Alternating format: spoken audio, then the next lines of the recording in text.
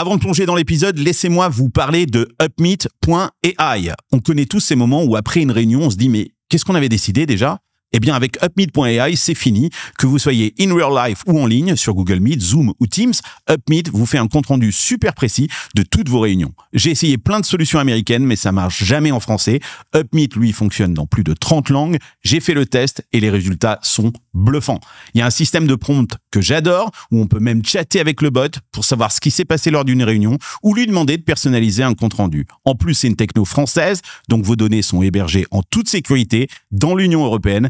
Et par les temps qui courent, c'est plutôt une bonne nouvelle. Alors n'attendez plus, adoptez Upmeet et ne laissez plus jamais une réunion vous échapper.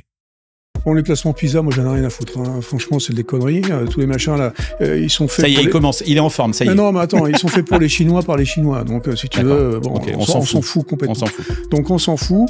On est les meilleurs du monde.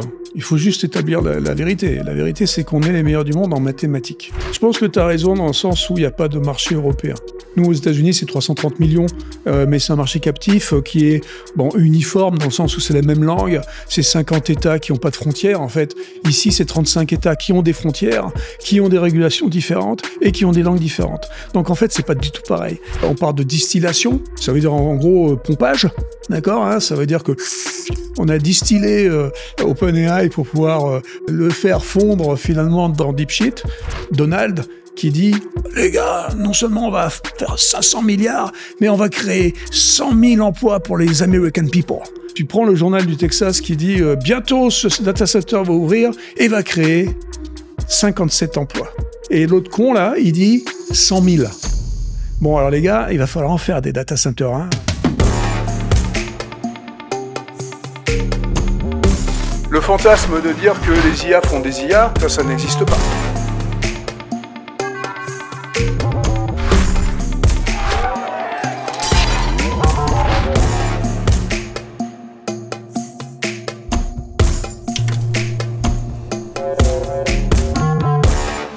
Bienvenue dans ce nouvel épisode de Off the Record. Aujourd'hui, on reçoit Luc Julia. C'est du lourd. C'est un des papas de Siri. C'est un ingénieur visionnaire, un petit peu provocateur, comme vous le verrez dans cette émission. On va lui poser plein de questions sur l'intelligence artificielle. Il vit entre la Silicon Valley et puis il est souvent aussi à Paris. On le voit régulièrement ici à la capitale. Il n'a pas peur de bousculer les idées reçues. C'est quelqu'un avec qui j'adore discuter. Donc, j'espère que cette conversation va vous passionner. En tout cas, moi, j'ai hâte de retrouver Luc Julia. Alors, tout de suite, Luc Julia dans Off the Record. Salut Luc! Salut Carlos. Bon, écoute, je suis ravi parce que tu es venu avec ta chemise hawaïenne. Je te jure que j'y ai pensé. Je me suis dit, est-ce qu'il va avoir sa chemise hawaïenne ou pas? Depuis 2000, j'ai ma chemise hawaïenne tous les jours. Donc, mais ça caille à Paris, donc je me suis dit...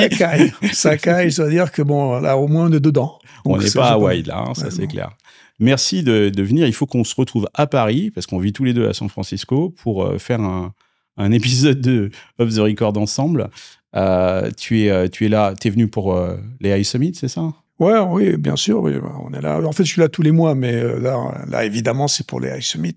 Grand AI Summit. Tu vas parler? Je sais pas. Non? Ils t'ont pas invité à un stage? Non, je pas. Il y a 2-3 événements où je parle, mais... Bon. Ouais. Qu'est-ce que tu as envie de leur dire, en tout cas, si...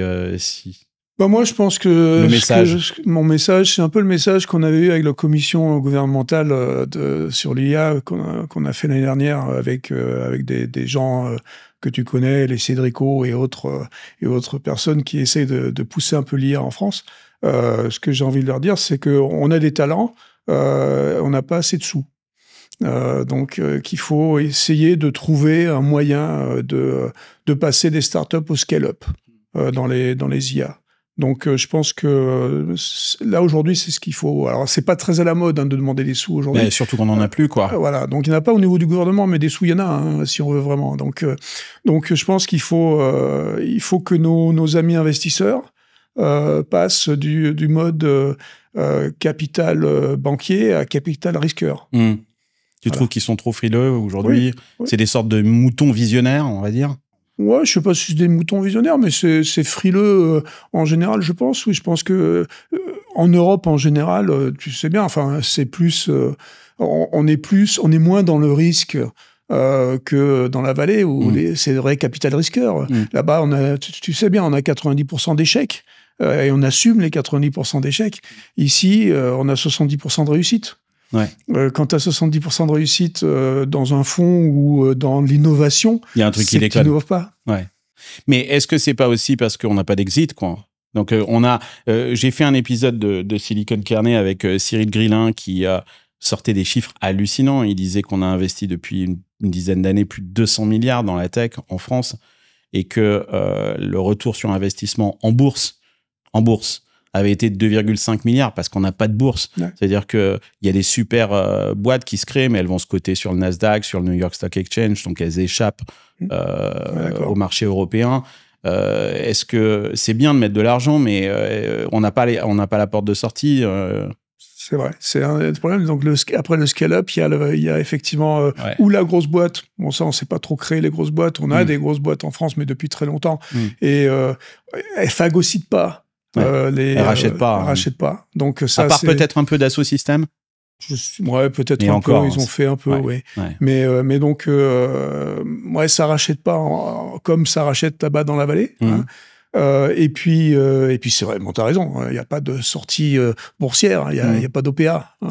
Mais est-ce qu'il n'y a pas non plus une forme que je dénonce régulièrement et alors des fois ça me vaut des commentaires acerbes quelquefois, mais est-ce qu'il n'y a pas aussi une forme d'entre-soi où on fait des trucs entre nous ici en France et à l'inverse d'autres pays qui n'ont pas de marché local et qui s'exportent immédiatement, tu le dis, on a des talents incroyables, mais on essaye encore de vendre à ces boîtes du CAC 40 et on n'exporte pas trop notre technologie, on la vend pas ailleurs qu'en France. Je pense que tu as raison dans le sens où il n'y a pas de marché européen. Quand on parle toujours de l'Europe, quand on parle de 400 millions de marché captif, il n'existe pas en fait ce marché.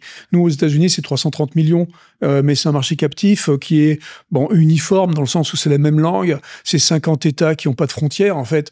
Ici, c'est 35 États qui ont des frontières, qui ont des régulations différentes et qui ont des langues différentes. Donc en fait, c'est pas du tout pareil.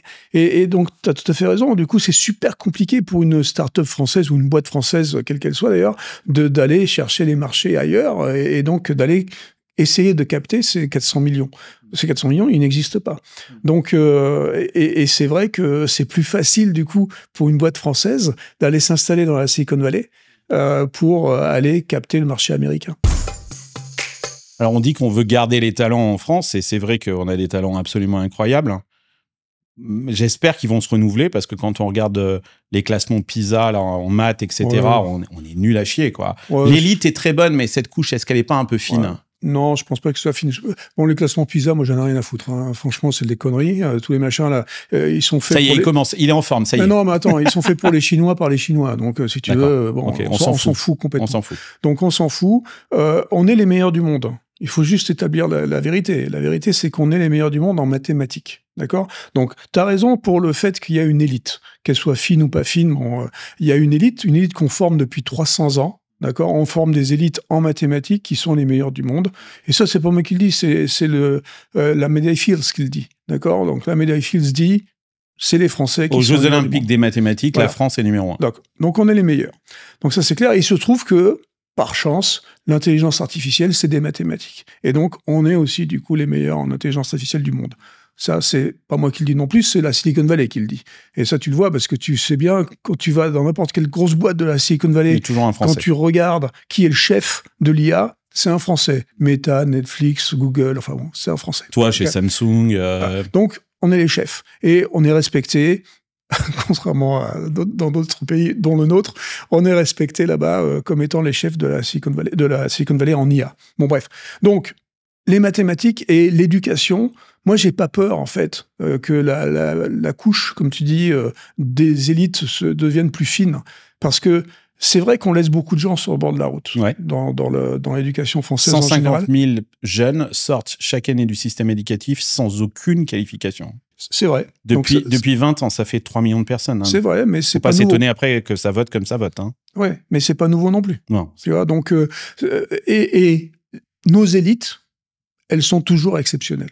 Ouais. D'accord. Donc ça, c'est sûr. Donc, C'est pour ça que je suis pas inquiet pour l'avenir. Parce que de toute façon, c'est pas tout le monde qui fait des trucs exceptionnels. D'accord? C'est, les élites qui produisent des trucs dans ces domaines-là. Donc, je suis absolument pas inquiet pour ça. On va pas parler de l'autre partie, le fait qu'on laisse les gens sur le côté, et qu'est-ce qu'on en fait et comment on fait pas les choses correctement, ça c'est autre chose. D'où ce qu'il en découle, le point de vue politique. Bon, on va pas rentrer là-dedans parce que sinon on va y passer le podcast et ça serait pas bien. Ouais.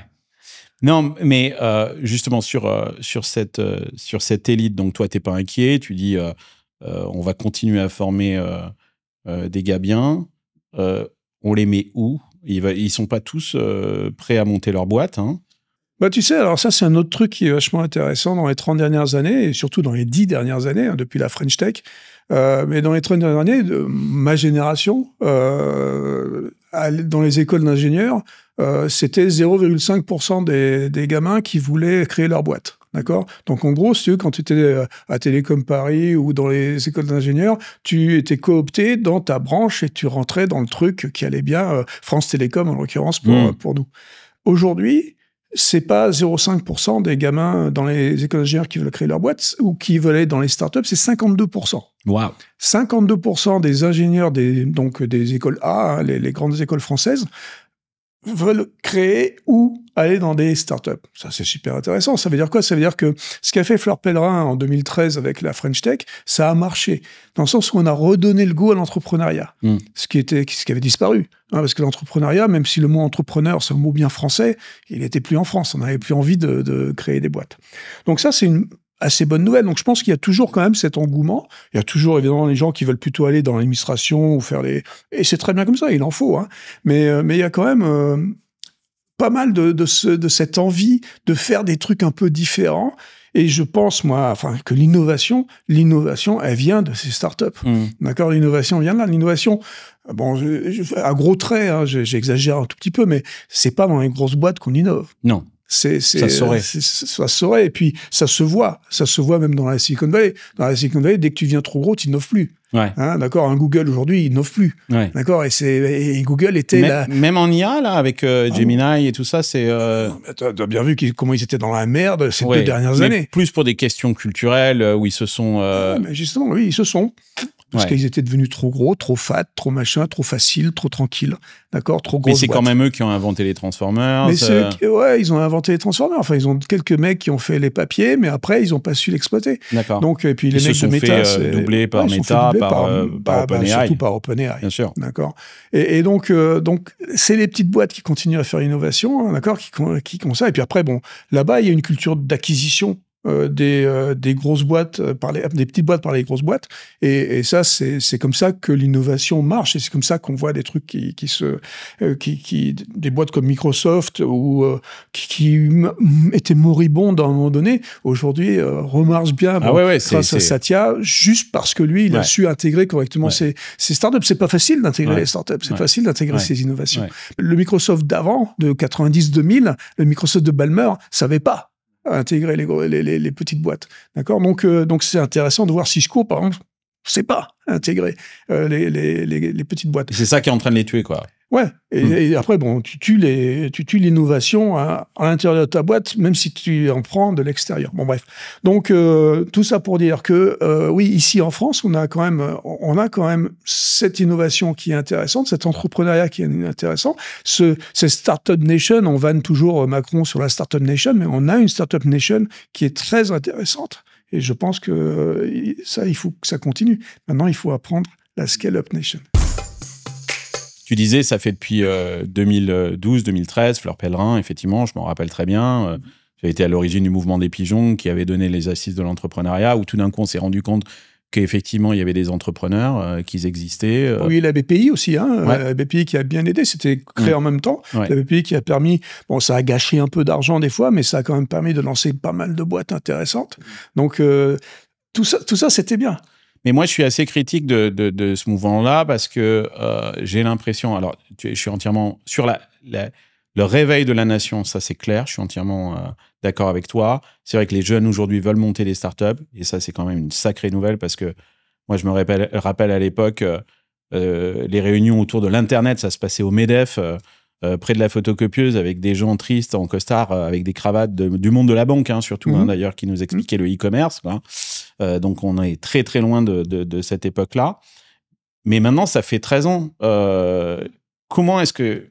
Enfin, elles sont où nos pépites, quoi? Tu dis, sur l'innovation, sur la tech, quand je regarde les startups qui ont cartonné en France, dans la French Tech, j'ai l'impression que c'est des startups qui viennent quelque part pallier aux insuffisances de l'État, quoi. C'est-à-dire soit par de la réglementation, avec ta vente privée, par exemple VP, s'est créé sur la déréglementation des soldes, un Doctolib parce que c'est difficile de prendre un rendez-vous chez le médecin, un Blablacar parce que la SNCF déconne. Enfin, tu vois, mais ce dont tu parles, et je sais d'où tu viens, je connais ta trajectoire, toi, tu es un ingénieur, tu es un visionnaire, tu as été à l'origine du projet Siri. Ces technologies-là, alors qu'on a les talents avec des gens qui sont capables, alors peut-être qu'avec Mistral, là, peut-être qu'on a le début peut-être de quelque chose.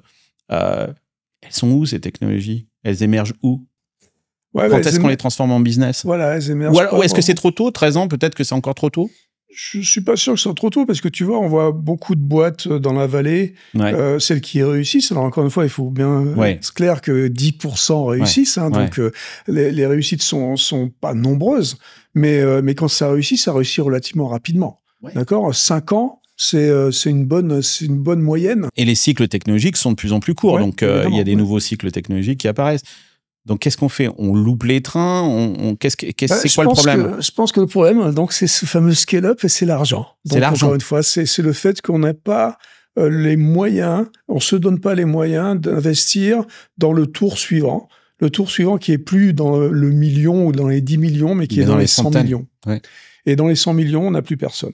D'accord. Et parce que nos fonds, tous les fonds, alors je critique pas les fonds français, il y en a plein, mais ces fonds en général, c'est quoi? C'est des fonds de 100, 200, 300 millions. Ouais, ils peuvent pas faire un chèque de 100 millions. Ils peuvent pas faire un chèque de 100 millions. Donc on n'a pas des gros fonds de plusieurs milliards. Tu vois, enfin, il y en a certainement 2-3 en Europe, mais tu vois, il y en a pas vraiment. Alors que des fonds de milliards dans la vallée, il y en a quelques-uns. Mais on n'a pas non plus les LP, à part la BPI, on n'a pas les LP, les hedge funds, on n'a pas les retraites qui sont capitalisées, et c'est ça le problème. Et c'est là qu'on va, et c'est là qu'on va pas se faire des copains. Non. Si on commence à dire, ce qu'il aurait fallu, c'est les retraites capitalisées, ce qu'il aurait fallu, c'est parier avec les retraites. Si tu commences à dire ça en France, c'est pas possible. Tu vois bien ce qui s'est passé l'année dernière. Ça va pas être chaud. Ça va pas être bien. Non. Et pour toi, c'est ça la solution? Les sous, ils sont où? Les sous, ils sont là. C'est la réalité. Ils sont sur les livrets A. Il y a des milliards et des milliards, là. Hein. J'ai entendu encore hier le nombre l'argent qui est sur les livrets A, parce que... Colossal. En Europe, c'est colossal. Et en France... c'est incroyable. Et donc, les sous, ils sont là. Donc, si on n'est pas prêt à les parier, alors je comprends bien que c'est risqué. C'est capital risque. Ça veut dire ce que ça veut dire. Mais bon, en même temps, quand tu regardes les retours sur investissement des VC américains, ils sont pas à plaindre. Hein. Non. Donc, et beaucoup, parce que c'est vrai qu'en France, quand on écoute notamment la gauche qui parle des actionnaires, on a l'impression qu'ils parlent de gens avec un haut de forme, un cigare, mais et qu'on parle de la performance des grosses boîtes aux États-Unis ou sur le Nasdaq. Mais en fait, ce qu'ils ne se rendent pas compte, c'est que le salarié lambda, le pompier, le policier, il a intérêt à ce que ces boîtes marchent parce que c'est sa retraite, parce que c'est l'école de l'université de ses gamins, c'est le remboursement de son mortgage, etc., etc. C'est les 529 pour nous, pour les enfants, c'est nos retraites. Et donc, ça, on n'a pas le choix. C'est comme ça qu'on marche. On a intérêt à ce que le Nasdaq marche bien. Pour l'instant, ça va, quoi. Mais on va voir ce qui se passe sous Trump. Quand Mistral s'est créé, ils ont fait un premier tour d'investissement qui a beaucoup fait parler. C'était il n'y a pas si longtemps que ça. Ils levaient 100 millions. Moi, je me rappelle, c'était un été, je ne sais plus si c'était 2023, je crois. Quelque chose comme ça de mémoire. Et tout le monde hurlait 100 millions, une boîte, on ne sait pas qui sont ces gamins. Ils n'ont même pas de produits. C'est exactement ce que tu disais. Il y avait une problématique là-dessus et pourtant ils l'ont fait et ils y sont arrivés. Et au début, l'argent était plutôt européen, en tout cas, et très français. Depuis, ils ont relevé beaucoup plus d'argent. On est à 600 millions maintenant et plus d'un milliard majorité, maintenant. c'est aux États-Unis. C'est aux États-Unis. Et en comparaison avec les autres acteurs américains, c'est Peanuts. Peanuts, 14 milliards pour OpenAI. Ouais. Je veux dire, c'est pas pareil. Ouais. Et Anthropic, c'est pareil, ils ont levé beaucoup d'argent. On sait qu'Anthropic, derrière, c'est Amazon. Il y a les deux, il y a Google et Amazon. Il y a Google et Amazon. Perplexity, très intéressant aussi. Ils font un super boulot, hein, Perplexity. Ouais, tout ça. Et là, tu parles en milliards à chaque fois. Et là, à chaque fois, c'est en milliards. Donc, ton point de vue là-dessus, Mistral, c'est cuit? Les carottes sont cuites ou quoi? Bon, alors, la technologie est super intéressante. Ouais. Hein. Donc, les gamins, comme tu dis, ce qu'ils ont fait, les 10, 12 qui étaient au début, là, c'était vraiment très intéressant. Ils ont tu les connaissais de l'époque? Tu les suivais un petit peu à l'époque? Oui. Dès le départ, on les a vus arriver, on les a vus sortir de chez Meta et de chez de OpenAI, justement, et tout ça. Donc, on les a vus un peu sortir, on les a vus arriver. Donc, c'était très intéressant. Ils ont réussi à faire quelque chose quand même rapidement. Et de très bonne qualité, avec peu de moyens au départ. Hein, avec un sac à dos et des œufs durs, pour être poli. En gros, ouais, c'est ça. C'est pas la bête et le couteau. Presque. Mais c'était très intéressant. Et je pense que j'espère qu'ils vont pas perdre cette notion de frugalité. On va certainement y revenir parce que ces IA génératives, malheureusement, vont pas forcément dans le du bon côté de la frugalité. Mais je pense qu'ils avaient des bonnes idées et qu'ils ont appliqué ça. Leur modèle 8x7, je sais pas si tu te rappelles, donc qu'ils ont sorti, c'était un des premiers à mélanger donc deux types de modèles qui étaient en collaboration, qu'on pourrait appeler aujourd'hui les agents, hein, globalement. Pour l'idée, c'est pas mal mal du tout. Et si tu veux parler toujours des boîtes françaises qui ont des idées intéressantes, QTI est aussi très intéressant. Ils ont fait aussi pareil avec très peu de moyens. Je veux dire, c'est Patrick Pérez et son équipe là, ils ont fait des trucs de débiles là. Avec cette petite équipe et puis un truc rigolo. Maintenant que ça soit qu'ils appellent ça recherche et que ça soit pas tout à fait au point de ça, c'est normal. Ils essayent des trucs différents par rapport à ce que font les autres, mais ça prouve qu'il y a des idées intéressantes. Donc on a des technologies potentiellement très intéressantes. Maintenant, après, effectivement, pour les financer et pour pouvoir... Tu sais, au début, OpenAI, alors pas OpenAI, Mistral, ils ont été obligés d'aller chercher des machines ailleurs, parce qu'ils n'avaient pas les machines ici. Ici, on a Jean Zay, notre supercalculateur. Je veux dire, il est 1000 fois moins puissant que ce qu'a Meta. Tu vois, et on a un plan là, juste le 8 février, c'est quand, c'est bientôt, là, c'est aujourd'hui ou demain. On a un plan pour multiplier la puissance de Jean Zay par 3. Super. Ouais, on est à bicyclette, quoi. Donc du coup, ils ont pris leur modèle où, Mistral? Pas en France. Non. Ouais. Il a fallu faire un partenariat avec Microsoft. Et ça, c'était après, mais c'était même en Italie. En Italie, ils ont été chercher des serveurs qui étaient meilleurs que les nôtres, et puis après, ils sont partis effectivement avec Microsoft. On est à la veille de ce sommet géant sur l'IA. C'est formidable. Ça va se passer au Grand Palais. Ils ont voulu sortir un truc, Lucie. Je ne sais pas si tu as vu. Pardon. Non, mais sincèrement... je me dis, soit on n'a pas de bol, quoi, tu vois, mais des fois, j'ai l'impression de la 7e compagnie, quoi. C'est, pourquoi est-ce qu'on fait ça, en fait je sais pas, là, si tu veux, bon, je vais pas pointer du doigt les gens de chez l'Inagora. Voilà, je vais pas le faire, mais c'est incroyable. Mais on n'a pas besoin de ça, quoi, surtout, quoi, c'est ça. Si on n'est pas prêt, quoi, sortons pas, quoi. C'est pas parce qu'il y a le sommet qui est après-demain que tu dois sortir le machin hier. Tu vois, donc c'est complètement ridicule. Et en plus, si tu veux, ce genre d'erreur, c'est un truc qui a été fait avant. Il y en a plein qui l'ont fait cette erreur avant. Donc, et il y a pas 10 jours. Il y a 3 ans. Donc, si tu veux, il faut arrêter. Ouais, parce que c'est un peu ça leur truc, c'est de dire bon bah voilà, on est en bêta test, on testé, on est sorti trop tôt, machin, mais c'est un truc qui est nouveau, c'est normal, c'est buggé. Mais comme tu dis, tu fais des erreurs d'il y a 3 ans. Tu peux pas faire... on fait pas des erreurs d'aujourd'hui.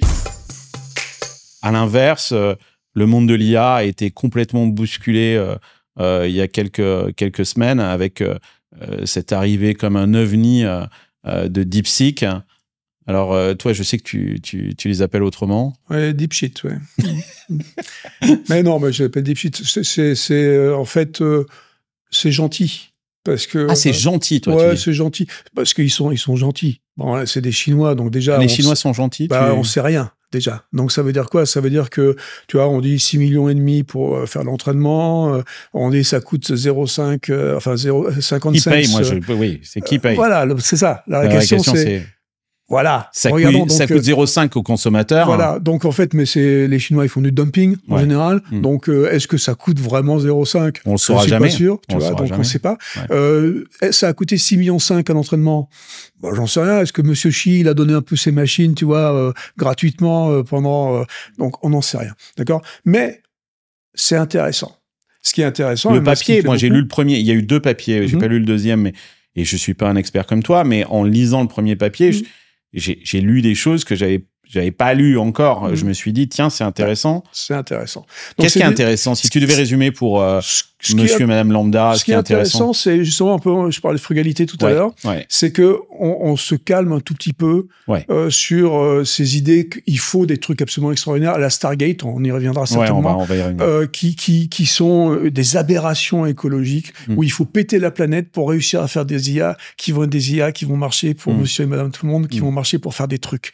D'accord? Là, on se rend compte qu'avec des puces moins puissantes, peut-être même pas des GPU, on va pouvoir réussir à faire non seulement peut-être l'entraînement, mais aussi l'inférence. C'est-à-dire qu'on peut l'utiliser. Et ça, c'est super. Ça se tourne sur quoi? Ça peut pas tourner sur du Nvidia. Normalement, ils n'ont pas accès aux puces. Non, ils n'ont pas accès. Donc justement, c'est pour ça que ça tourne sur des vieilles puces. Ils parlent de vieilles puces. D'accord. Donc des vieux GPU, des vieilles GPU. T'es sûr que c'est pas du Huawei derrière? Oui, ça doit être ça. Ça doit être du Huawei. Donc c'est pour ça que c'est aussi des nouvelles puces. C'est peut-être du CPU avec un peu de muscle. On ne sait pas trop ce que c'est. En gros, il y a beaucoup d'ombre dans ce machin. C'est une black box. Et puis aussi, on ne sait pas trop comment ça a été fait, dans le sens où on parle de distillation. Alors, la distillation, c'est quoi? Ça veut dire, en gros, pompage. D'accord, hein? Ça veut dire que on a distillé OpenAI pour pouvoir le faire fondre finalement dans DeepSheet. Et voilà, donc, mais c'est intéressant aussi, même cette distillation est intéressante. Parce que ça veut dire quoi? Ça veut dire que tu prends un modèle qui existe, qui n'est pas forcément open source, en l'occurrence OpenAI, tu le fais tourner en lui posant des questions, et finalement tu récupères les questions pour créer le modèle. Tu vois? Donc c'est un peu l'image que j'ai quand je vois ça, c'est un peu quand tu allais au cinéma, tu vois, prendre avec ton caméscope un film, tu vois, et que tu le mettais après sur des DVD que tu redistribuais. C'est un peu ça la distillation. Donc bon, c'est pas forcément la même qualité, bien que là la qualité a l'air assez intéressante. Donc c'est très intéressant parce que c'est original dans le sens où c'est finaux. Alors, c'est peut-être pas légal, complètement, d'accord, mais c'est finaux. C'est un vrai boulot d'ingénieur, en fait. Ouais, ils ont eu une bonne idée, ils ont fait 2-3 trucs qui ont l'air pas mal. Il faut après mettre ça en comparaison de Stargate, puisque c'est arrivé le lendemain de Stargate, hein, globalement, où Stargate... et alors là, moi, c'est le truc qui me fait péter de rire, hein, de dire que quand j'ai entendu l'autre connard, pardon, notre président... Donald, quand je l'ai entendu présenter Stargate, mais moi, j'hallucinais complètement. J'hallucine complètement, mais en même temps, je me suis dit, putain, t'as le président des États-Unis qui présente un projet, qui met l'IA... quand même on top of the priority, qui dit il faut mettre le paquet. Tu dis il faut mettre de l'argent. Bah voilà, t'as Donald Trump qui arrive, il dit on va foutre. Il avait demandé au départ 100 milliards à Sun de SoftBank, qui lui avait amené 100 milliards et qui lui avait dit pendant la conférence de presse, en fait, vous pouvez pas mettre 200. Il dit je vais voir ce que je peux faire. Et Sun revient. Là, tu te dis, mais c'est du cinéma. Là, on est dans Hollywood. Complet. Et il revient avec 500. Attends, maintenant, on va parler des 500, parce que c'est là où ça commence à me faire rire. C'est là où moi, j'ai un peu, tu vois, j'ai commencé, même si j'avais les GRC, là, j'ai commencé à sourire un tout petit peu. 500 milliards, on le dit, parce qu'au bout d'un moment, les chiffres ne veulent plus rien dire. C'est beaucoup d'argent. C'est beaucoup d'argent, mais surtout, c'est pas possible. D'accord. C'est ça le problème, c'est que... Et le problème, c'est que si c'est une boîte, combien il faudra revendre cette boîte pour qu'elle soit rentable? Déjà, je vais détailler les 500 milliards. Mais avant de parler des 500 milliards, je vais quand même rappeler que juste un an avant, le 8 février, il y a beaucoup de trucs qui sont passés le 8 février 2024. C'est l'anniversaire de ma mère, hein, donc je sais pas. C'est bon. Donc le 8 février 2024, vous vous rappelez peut-être que le Wall Street Journal avait sorti une information de OpenAI où il y avait Sam Altman qui disait qu'il cherchait 7 billions en français, c'est 7 billions, donc trillions en anglais. Donc 10 fois plus que les 500 milliards, d'accord? Et pour faire quoi? Pour faire des data centers et des puces. Des puces, ouais. Voilà, c'était les deux trucs. Donc il y a 1 an déjà, on en parlait. Donc en fait, Stargate, c'est l'héritage de ça. C'est pas nouveau. Voilà, donc c'est pas nouveau et c'est pour ça d'ailleurs que ça a commencé. C'est pour ça qu'il y a déjà des data centers qui sont en train d'être construits, dont un au Texas qui est sorti et qui était le premier. Et on va en parler juste après. Et c'est aussi pour ça que Sam Altman est à la tête de ce truc-là. Exactement. Donc Altman est à la tête, mais à la tête. Au grand dam de l'ami Elon. Exactement, et c'est pour ça qu'Elon dit, les gars, de toute façon, ça va pas marcher. Okay. Bon, ça après, c'est leur ego qui se battent. Mais parlons des 500 milliards. Ouais. Les 500 milliards, ils sont donnés par 4 boîtes. Ouais. D'accord? Il y en a une qui s'appelle OpenAI, donc Sam Altman. Il y en a une qui s'appelle SoftBank, Sun. Il y en a une qui s'appelle Oracle. Très intéressante, celle-là. ça m'amuse. Ouais. Et puis la dernière, c'est un fonds d'investissement d'Abu Dhabi. Je me rappelle plus, MDX, ça s'appelle un truc comme ça. Souverain. Je me rappelle plus. Donc on a ces 4 boîtes-là. Alors, les 2 premiers, ils amènent 19 milliards chacun. OK? 19 milliards chacun. Et les 2 derniers, ils amènent 7 milliards chacun. Si je compte bien sur mes doigts, ça fait 52 milliards. Donc déjà, c'est pas 500. C'est 52. C'est pas 100 non plus. D'accord? Bon, intéressant. Maintenant, détaillons un tout petit peu, regardons un tout petit peu ça. T'as oublié SoftBank au milieu. Non, 19. 19, 7, 7. Ah, 7. 19, 19, 7, 7. Ok, d'accord. D'accord? C'est le montage. Ok. Alors, regardons les 19 de OpenAI, juste pour rigoler un peu. OpenAI, depuis le début, ils ont levé 20 milliards. Depuis le début. Comment ils peuvent donner 19? Voilà, ça c'est une bonne question, parce qu'ils en perdent 4 à 5 milliards 5 milliards en 2024, ils ont perdu. Donc, ils disent qu'ils devraient être à l'équilibre en 2025, on verra. Mais non. Ils vont pas pouvoir à cause de DeepSheet, là, comme tu dis, ils vont pas pouvoir augmenter leurs tarifs. C'est sûr, mais attends, parce que en fait, ils disent qu'ils sont à équilibre en 2027. Ah, 2027. Et qu'en 2025 et 2026, ils perdent 14 milliards à chaque année. C'est vrai. Donc, ça veut dire quoi? C'est que les 19 milliards. Ils n'existent pas? Pas possible, d'accord. Sun, avec ses... alors lui, effectivement, il a dit au début, bon, je mets 50. Après, il a dit, je mets 100. Après, il a mis, je mets 200.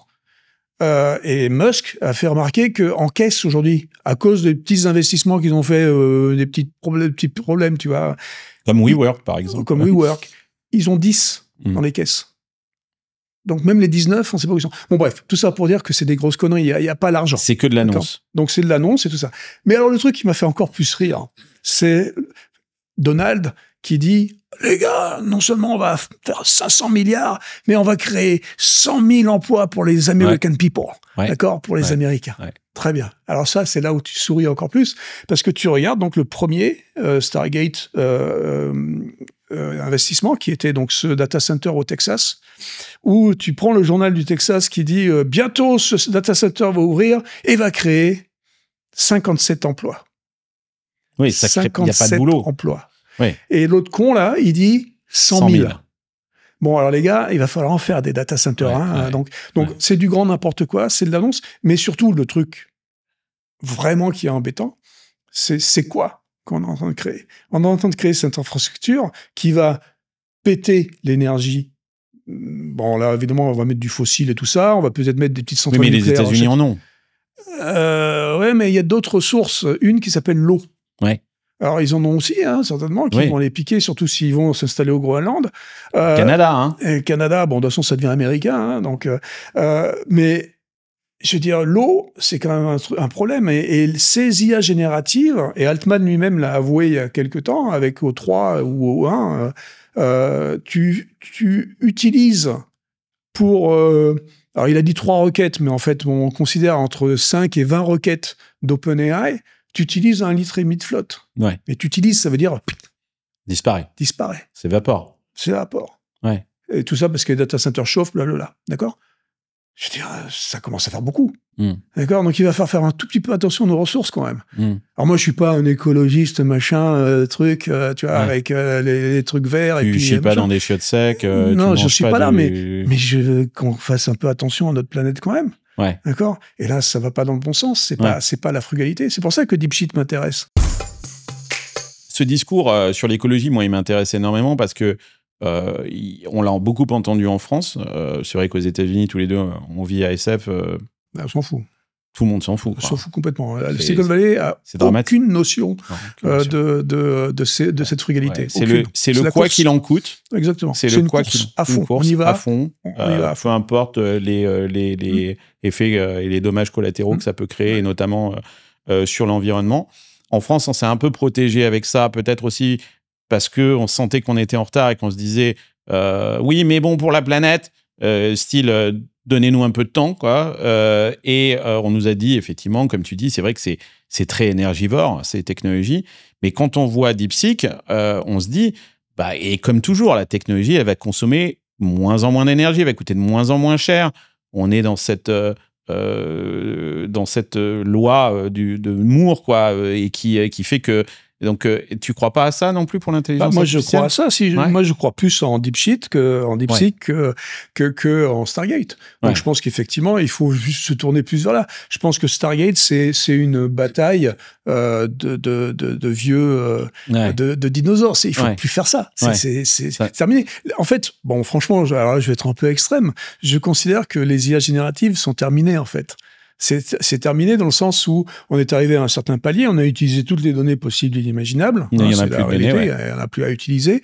Et puis, on a fait des trucs super, on a fait des trucs très intéressants, on a compris un peu comment ça marchait. On a compris aussi que l'IA générale ne pouvait pas venir de ça. D'accord, que c'était trop compliqué, et comme on fait déjà avec toutes les IA, et chaque fois qu'il y a des nouvelles IA qui arrivent, et on commence à faire des verticales qui sont très intéressantes avec ces IA génératives plus spécialisées, et qui sont maintenant, par définition aussi, plus spécialisées, ça veut dire plus petites, et donc au lieu d'avoir ces LLM, les Large Language Models, on a des SLM, Small Language Models, qui sont spécialisés dans des domaines différents et qui sont intéressants. Donc, je pense que l'avenir très très proche, c'est l'utilisation de ces modèles d'IA générative, mais dans des verticales très très spécialisées, et donc du coup beaucoup plus frugales et beaucoup plus où on va vraiment utiliser la technologie. Mais on va arriver très bientôt, on va être obligé d'avoir d'autres types d'IA qui vont arriver et qui vont nous permettre d'avoir plus de raisonnement, plus de choses qui vont être la prochaine génération. Stargate, une des annonces qui a été faite, ça a été, moi j'en ai entendu surtout deux qui m'ont frappé et qui résonnent énormément avec le grand public. La première, c'est sur le domaine de la santé, qui nous font la promesse de dire ces technologies vont nous permettre de résoudre des maladies sur lesquelles on galère depuis des 30, 40 ans et où les progrès sont là, mais bon, ils sont pas rapides, même si ça s'est beaucoup amélioré. On meurt moins du cancer, on meurt moins de problèmes cardiaques ou de choses comme ça qu'on ne mourait avant, mais ça fait encore des hécatombes. Toi, tu y crois à ça? C'est-à-dire que tu penses que ça peut...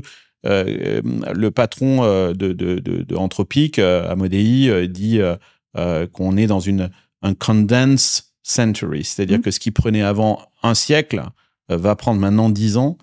Et je pense que justement, ces IA génératives dont on vient de parler, je pense que justement, en se spécialisant dans la médecine, par exemple, quand je parle des verticales, ça va être une des verticales, c'est évidemment la médecine, et on va utiliser ces techniques pour faire des choses absolument extraordinaires. On a déjà fait ça, en fait, depuis quelques temps avec la détection des nouvelles molécules, des machins comme ça, d'accord ? Donc, ces IA génératives sont faites pour ça. Et donc, dans ces domaines particuliers, on va avoir des progrès absolument fantastiques. Et c'est ce que je dis quand je dis qu'on va arrêter de penser à ces IA générales qui servent à rien de toute façon, parce que c'est pas ça qu'il faut regarder, mais il faut regarder comment appliquer maintenant ces technologies dans ces verticales et les faire fructifier maintenant. Parce que maintenant qu'on les a compris, maintenant qu'on les a maîtrisés, maintenant qu'on est capable de les faire, c'est pas la peine de construire des gros machins, parce qu'on peut utiliser ce qu'on a aujourd'hui pour faire des trucs fantastiques dans ces domaines-là.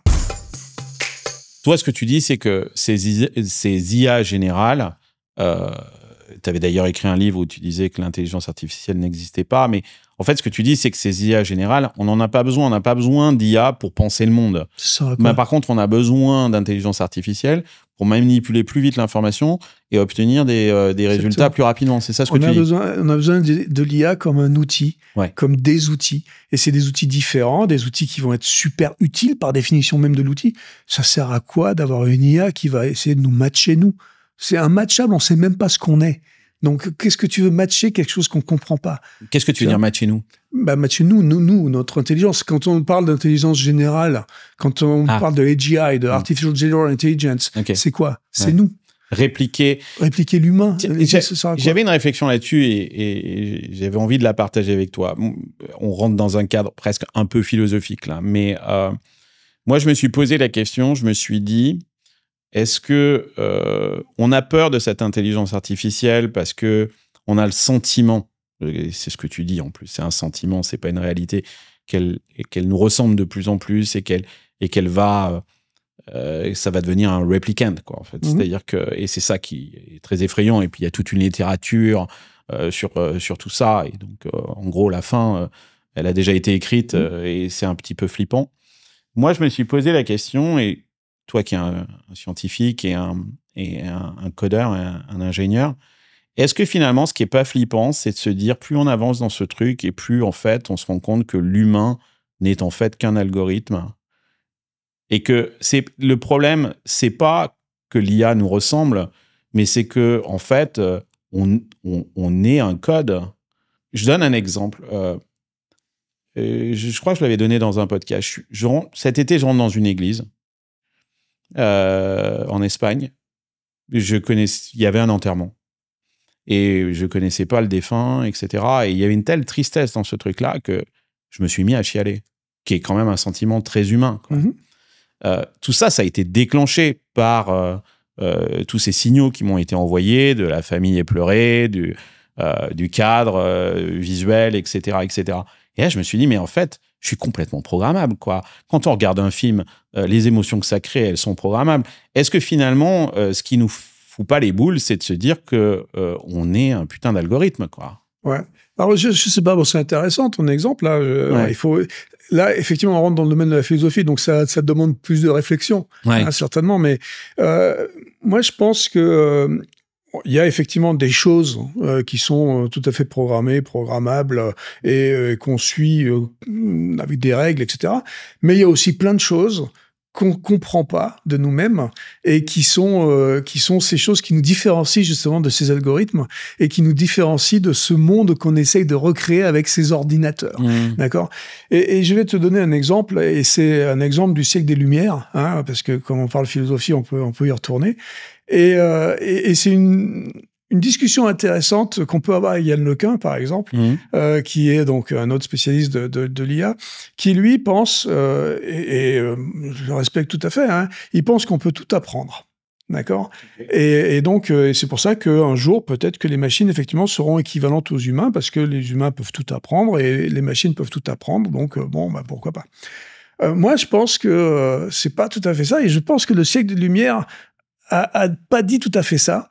Et je pense que la conclusion du siècle des Lumières, après beaucoup de discussions, tu sais, il y avait des discussions entre l'acquis et l'inné. Oui. Et l'acquis, c'est l'apprentissage, donc c'est ce qu'on apprend, et l'inné, l'inné, on ne sait pas trop ce que c'est. Oui, mais l'inné, on hérite. Par définition même de l'inné par rapport à l'acquis, c'est qu'on n'apprend pas. Tu vois. Et l'inné, justement, c'est tous ces trucs, là, ces sentiments. Là, c'est intéressant que tu me parles de sentiments et que tu as l'impression d'être programmé par l'environnement et le fait que tu es pleuré était programmé quelque part. Mais cet inné, pour moi, c'est ces sensations, ces sentiments, ces trucs intangibles qui sont tellement difficiles à décrire que comme c'est pas facile à décrire, c'est difficile à programmer parce que tu peux pas vraiment donner du code, tu vois. Et donc, moi, je suis pas du tout religieux, je suis pas du tout, mais je crois en l'inné. Il y a de l'inné, et je vois la culture. C'est pour ça qu'on a inventé la poésie, hein, d'ailleurs. Il y a plein de raisons. Sans parler de religion ou quoi que ce soit. La poésie, c'était pour décrire quelque chose intangible, des trucs, c'est des sentiments, des ressentis, des machins. Et donc, cet inné, moi, je trouve ça super intéressant parce que ça nous définit culturellement quelque part. Ouais. Et il y a des choses qui me perturbent, tu vois. Alors, par exemple, le fait qu'il y ait 50 façons de parler du blanc quand on est un Esquimau, tu vois. C'est vrai. Alors qu'en Afrique, tu vas avoir un blanc, quoi, tu vois. Le blanc, c'est blanc. Donc, il y a quelque chose et donc moi je fais pas de différence entre les races et tout ça, je m'en fous, c'est pas mon point ici, mais le truc c'est que quelque part il y a quand même des choses qui sont inexplicables et qui sont pas apprises surtout. Ouais, Tu l'apprends pas, ouais. tu vois. Et donc, je sais pas ce que c'est, mais je sais que ça existe.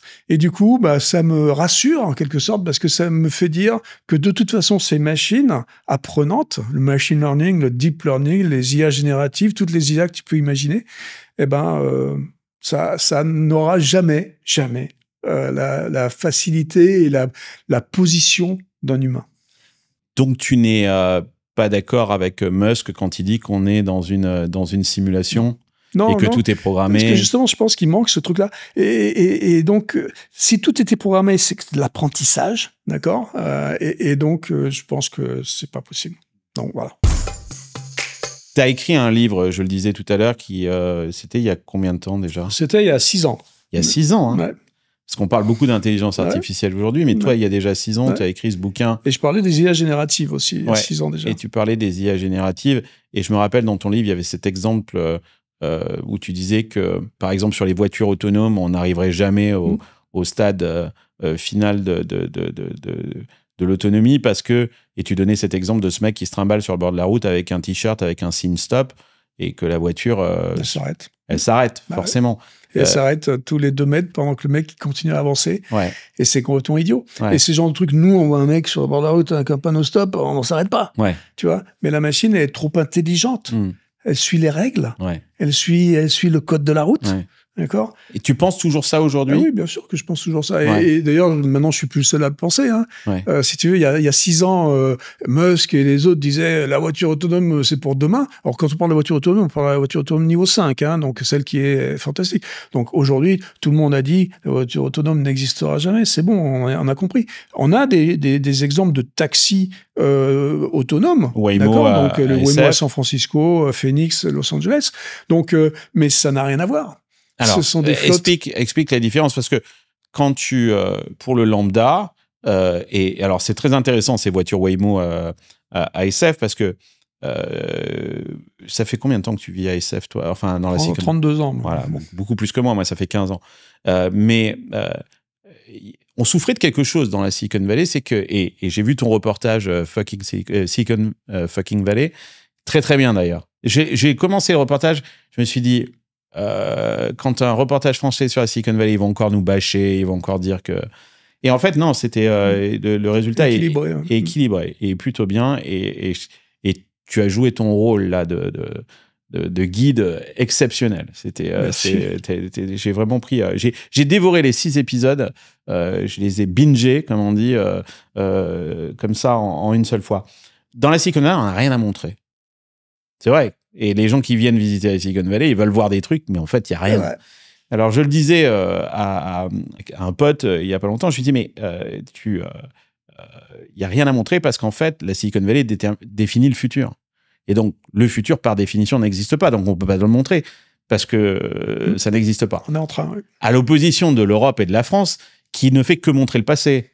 Notre-Dame, et c'est pour ça qu'il fallait la rénover très très vite, parce que sinon on n'aurait rien à montrer, ou Louvre, ou Versailles, ou des choses comme ça. Maintenant, on a un truc à montrer. Waymo, tout d'un coup, les gens sont... Et moi, ils viennent, ils me disent, mais moi, j'ai pas Waymo, est-ce que tu peux me payer? Alors, j'ai payé des voyages en Waymo à tout le monde, je sais pas si toi aussi, et ça les impressionne énormément, et eux, ils se disent... Bah ça y est, on y est, la voiture autonome.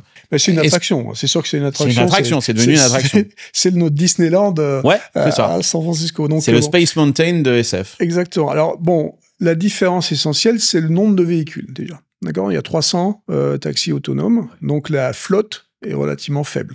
D'accord? Et d'ailleurs, c'est la même chose à Phoenix, c'est la même chose, encore moins d'ailleurs, à Los Angeles. Donc, la flotte est petite. Pourquoi elle est petite?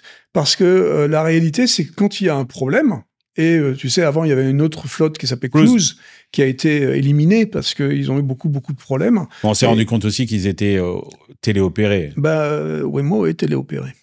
No way. Bah oui. Et donc, c'est pour ça qu'il faut bien comprendre, c'est pour ça qu'ils sont que 300. S'il y a un problème, alors, c'est autonome la plupart du temps, d'accord? Donc, il faut bien comprendre ce que ça veut dire. La plupart du temps, c'est 90, 95, 97% du temps. Mais dès qu'il y a un problème, et il y a des problèmes, c'est repris en main. À ce moment-là, c'est repris en main. D'accord? Comme un drone que l'armée pilote. Comme tu peux imaginer, tu as un joystick avec un mec, une caméra, et poum poum, et il te sort le truc. Et donc, le centre d'opération, c'est un centre d'opération qui téléopère le machin. Okay, et sur une flotte de 1 million de bagnoles, bah ça n'existe plus. D'accord? C'est plus possible. Bon. Et en plus de ça, il faut être clair que les 95-96% d'autonomie dont je parlais tout à l'heure, bah c'est seulement sur un endroit très particulier. C'est-à-dire que ce mapping de San Francisco est connu et surconnu et surreconnu. Et surtout, ce que les gens voient pas, c'est que nous, on l'a vu, ils ont passé 4 ans, 5 ans avec des gens beaucoup plus que ça, depuis 2011. Ouais, depuis 2011, ouais, t'as raison. Donc ça fait 15 ans que tu as des mecs pour une ville. Qui sont pour une ville. Et après, bon, tu avais Phoenix en premier, hein, qui est sorti en premier, mais Phoenix c'était plus facile parce que c'est plus rectiligne. Ouais, c'est un désert. D'accord? Mais c'est rectiligne et plat. Mais tu vois, par exemple, si tu veux prendre un Waymo pour aller à l'aéroport à San Francisco, non, tu vas pas. D'accord, tu restes dans un périmètre qui est. C'est pas pour des raisons plutôt légales où il y a la city limit. Bah, c'est légal parce qu'ils savent que dès que c'est moins mappé, etc. Donc c'est plus ça va s'agrandir petit à petit. Donc ça va petit à petit grossir les périmètres. Mais bon, la réalité c'est ça. Donc c'est pour ça que c'est super intéressant. D'accord. Les robots taxis, ils ont des choses très intéressantes à montrer, mais à déployer à l'échelle, c'est pas possible. C'est pour ça que ce sera que des robots taxis. C'est pour ça que ça marchera aussi très bien, ce genre de véhicule, pour des transports en commun. Ouais. Pour des choses qui vont être des navettes et tout ça, ça va très bien pour aller à l'aéroport, justement. Voilà. Donc ça marchera très bien. Ouais. Mais ça va s'apparenter plus au train que à la voiture. À la voiture personnelle. Voilà. Ouais. Donc la vision qu'a annoncé Elon Musk avec son robot taxi, on va bien rigoler comme d'habitude. Tu sais, c'est comme avec ces robots Optimus. Musk, hein. Ouais. Optimus, tu l'aimes pas? Ah bah, c'est n'importe quoi. Musk, de toute façon, c'est un gros connard qui raconte n'importe quoi, et on a eu la preuve là ces dernières années, d'accord. Et donc surtout, je trouve pas que Musk a changé. Bah évidemment qu'il a changé. Il a pété une durite. Je peux te donner une date. Hein. Okay. C'est assez facile. Ouais. 2016, il a pété une durite. Ouais. D'accord. Avant ça, c'était un gars assez respecté dans la vallée, hein, comme tu sais. Hein, il a fait des trucs intéressants. C'est un visionnaire du produit. C'est quelque chose. Bon, c'est peut-être pas un visionnaire de la technologie, hein, mais je pense que c'est un visionnaire du produit. Très similaire à Steve Jobs, hein, si tu compares. Ouais. Donc, super intéressant. Un peu connard aussi, Steve Jobs. Ouais, très connard aussi. Mais connard orienté projet, pas connard égo, quoi, en fait. Quoi. Voilà, c'est ça. Donc, des mecs qui voulaient faire des trucs. Ouais. Tu vois, coûte que coûte. Et donc, bon, ils font des trucs et ils vont chercher les bonnes personnes pour les faire. Et machin. Très intéressant, d'accord. Et puis après, il y a l'ego, justement, qui arrive. Donc, il pète une durite en 2015-2016. C'est le moment où il va à Hollywood. Justement, tu vois, bon, on commence à se marier avec la pétasse avec qui il était à ce moment. Bon, bref, ça, on s'en fout.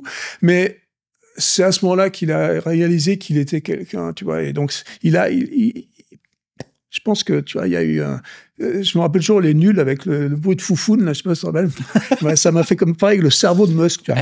Ah ouais. Et donc, je pense qu'il y a un truc comme ça. Donc, il y a 8 ans. C'était un truc, ouais. Et depuis, bon, après, il y a eu l'épisode, évidemment, de X, enfin, de Twitter. Enfin, des aberrations complètes. Et puis là, tu vois, entre les trucs de Trump, ce qu'il fait en Angleterre, ce qu'il fait en Allemagne. Enfin bon, le mec, il a pété complètement une durite, tu vois. Politiquement parlant, il est devenu fasciste, hein, il faut être clair. Il faut dire les mots. Et... Enfin bon, tu crois vraiment que... Enfin, moi, je ne sais pas. Je pense que c'est très difficile de savoir ce qui se cache dans la tête de ce mec. Ah oui, je pense qu'il est quand même assez... cette association avec Trump, elle est étrange, effectivement. Ça n'a pas duré. De toute façon, la réalité, c'est que les égos vont exploser. Hein. Je ne pense pas que ça dure. On voit déjà qu'avec Stargate, Trump met son ennemi juré, son nouvel ennemi juré, il en a beaucoup, mais son nouvel ennemi juré, Sam Altman, à la tête du truc. L'autre, il a bouffé son chapeau, quoi. Elon Musk, il a dû se dire, mais attends... Bah, il l'a dit, hein, dès le lendemain, il a dit, de toute façon, les mecs, vous n'avez pas les sous. De toute façon, il a dit ce que je t'ai dit tout à l'heure. Il a dit, les gars, vous n'avez pas. Parce que c'est une façon de dire qu'il est l'homme le plus riche du monde et que s'il y a quelqu'un qui a l'argent, c'est lui, quoi. C'est personne d'autre. Ah, ok.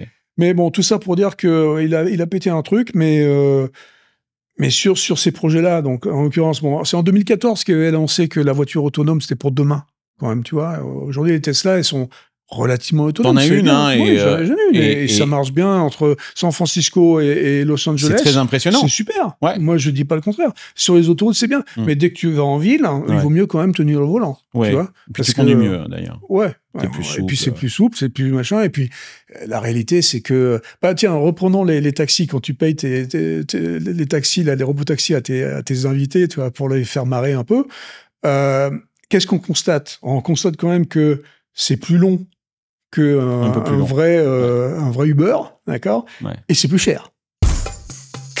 Alors ça, il paraîtrait que c'est plus cher parce que c'est la mairie qui a demandé pour que les taxis, progressivement, comprennent qu'ils n'ont plus de boulot. Bon, j'en sais rien, ça, mais en tout cas, c'est plus cher. Pourquoi ça serait plus cher? Ah ouais, le véhicule coûte 300 000 balles quand même. C'est 350 000 $ la voiture, mais c'est aussi parce que c'est plus lent. Et donc, comme c'est plus lent, la course est plus lente, donc c'est plus cher. D'accord? Parce que le temps fait marcher aussi Uber, ça marche au temps aussi. Donc voilà, bon bref. Donc ça, mais pour revenir à Musk, donc 2014, il nous annonce la voiture autonome pour demain. Bon, ça fait quand même maintenant 21 ans. Pardon, ça fait maintenant 11 ans, d'accord? Donc 2014, il s'est rien passé en 10 ans. Hein. Donc voilà, très bien. Donc c'est un menteur invétéré sur le truc, mais c'est un menteur de son tout court sur certaines technologies, parce que des fois, il pousse le bouchon. Il veut... Et c'est normal, des fois, mais est-ce qu'il n'a pas raison, finalement? Est-ce que, pour le départ de notre conversation, ce qu'on se disait, c'est que, est-ce que finalement, c'est pas cette énergie, cette capacité à professer, finalement, des choses? Ouais. Mentir, c'est quand même embêtant. On a vu ça, le mensonge, on a vu que ça n'a pas très bien marché, quand même, dans les IA, justement, et ça a donné plusieurs hivers de l'IA.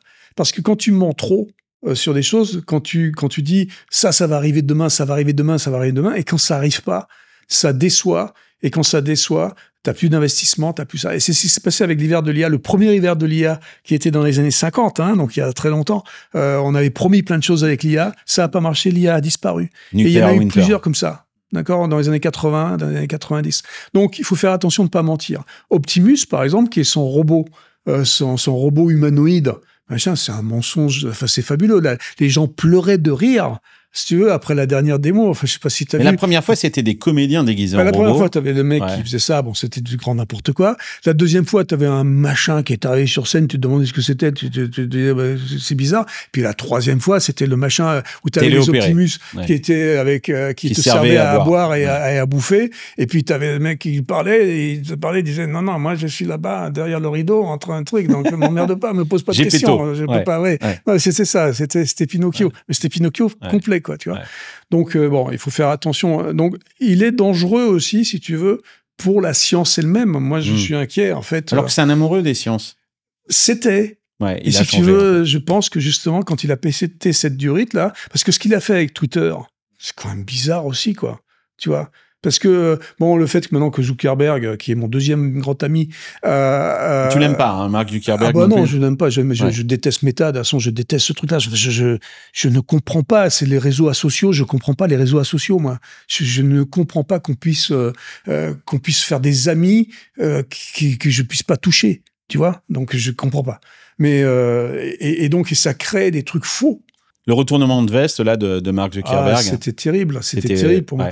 Ah, pas étonnant du tout. Ouais. Non, pour moi, pas étonnant. Étonnant, j'espère. Parce que c'est un opportuniste. Ben ouais, mais ça puait. Mais le mec, il pue depuis 2005. Mais vous vous en rendez pas compte, là, vous le vénérez tous, là, machin. Ah, pas moi, non. Mais enfin, beaucoup. Et puis, les Musk ou les Zuckerberg, ils sont reçus en France, tu vois, comme des dieux, machin, et tout ça.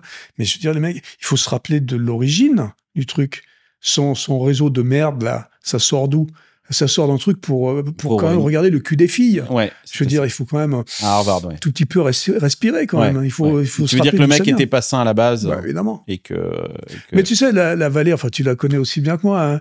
Hein. La vallée, c'est quand même un peu un truc d'adolescent prépubère. Ah bah complètement, ouais. Hein. Donc, et puis loin des parents.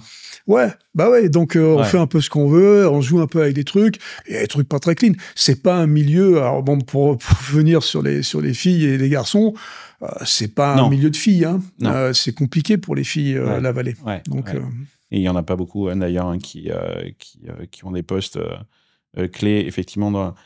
Est-ce que tu t'ennuies dans la tech aujourd'hui? Oh non, moi, non, ça, je ne m'ennuie pas. Il y a plein de trucs extraordinaires. Quand tu vois tous ces projets, là, des projets comme Mistral, toi, tu étais à l'origine du projet Siri. Rétrospectivement, tu te dis quoi, Siri, on est sorti trop tôt? Non, je dis on est sorti au bon moment. C'était de la merde totale ou non. C'était pas, ça marchait pas très bien parce que c'était un des premiers machins, mais ça date défini... de quand? Rappelons la date. Alors la date, le premier brevet date de 1997. Wow. Tu vois, donc ça date d'il y a longtemps, et 14 ans plus tard, ça a été racheté par... ça a été 13 ans plus tard racheté par Apple, et 14 ans plus tard, c'est sorti sur l'iPhone.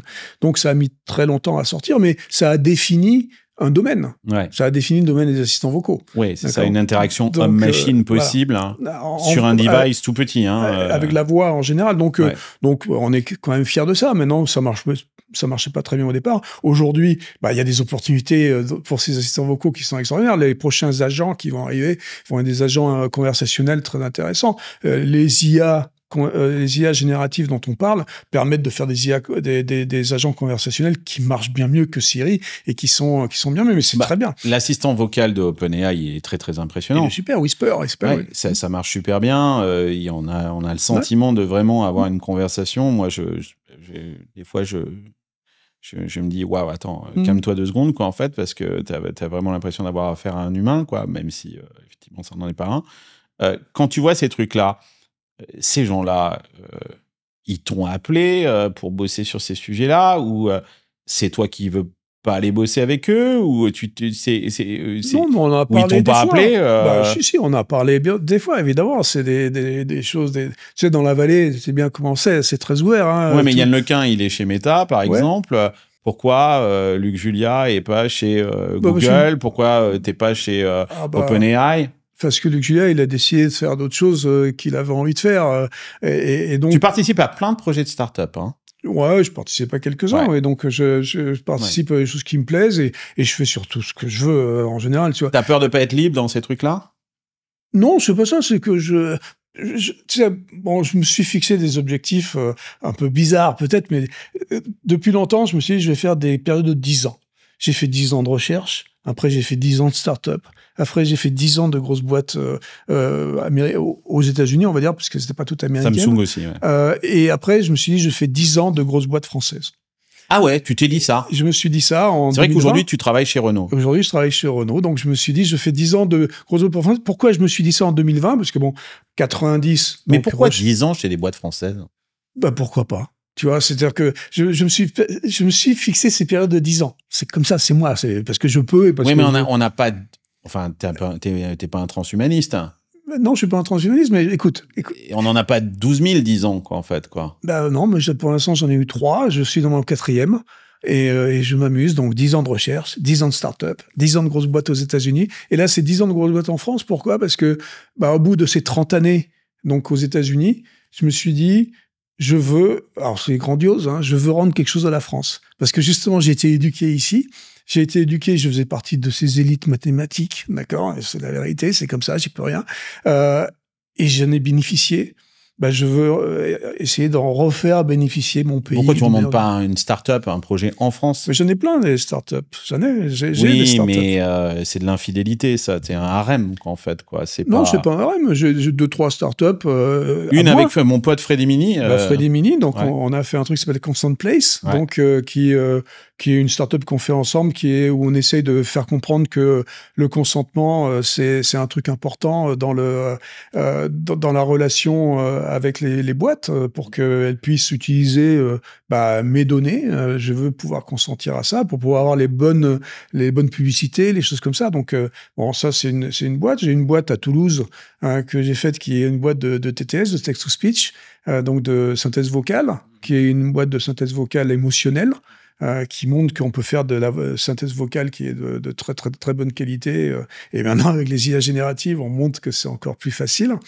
Donc, ça, c'est mes startups à moi, en plus de Renault, où effectivement, je suis Chief Scientist Officer. Donc, où là, j'essaye d'amener de l'IA dans une boîte industrielle qui est un peu lourde, tu vois, mais qui a une volonté de transformation. Son CEO, Luca De Meo, a décidé quand il est arrivé qu'il voulait vraiment amener la technologie dans une boîte comme Renault.